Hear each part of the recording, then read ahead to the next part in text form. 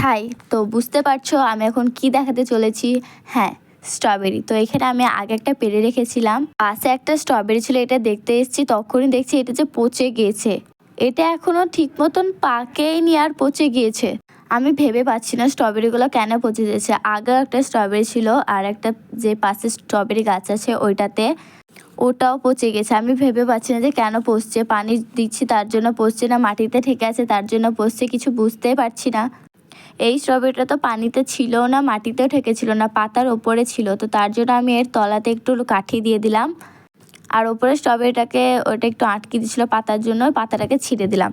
এটা পচে গেছিলো, তাও আমি পারলাম না, রেখে দিলাম। এটা পচে গিয়েছে, তাও পেকে যাবে, গাছে থাকলে পেকে গেলে পাখিকে দেওয়া হবে, পাখি তো খেয়ে নেবে। এমনিতে পাখিতে আগের দুটো স্ট্রবেরি খেয়ে নিয়েছে। ওই স্ট্রবেরি দুটো পেকে গিয়েছিলাম, ভেবেছিলাম পেরে নেবো, তো স্কুল থেকে আসার পরে পারবো তাই ভেবেছিলাম, কিন্তু মনে ছিল না, তার জন্য খেলেছি। আর এদিকে আমি তোমাদেরকে এটা দেখালাম যে স্ট্রবেরি গাছগুলো কিভাবে ঢেকে রাখি। তো এবার দেখতে পাচ্ছ আমি স্ট্রবেরিটা যেটা পেরেছিলাম আগে সেটা পেরে নিয়ে চলে এসেছি। তো তারপর এটাকে ধুয়ে ভালো করে কেটে তো আমি এখানে খেয়ে দেখলাম বেশ ভালোই ছিল। আমি যখনই খাই আমাকে স্ট্রবেরি তখনই বলে ভালো লাগে, নিজের গাছের বলে কথা। তো এখানে আমি নিউ ব্লগটা শেষ করছি। ওকে, বাই বাই।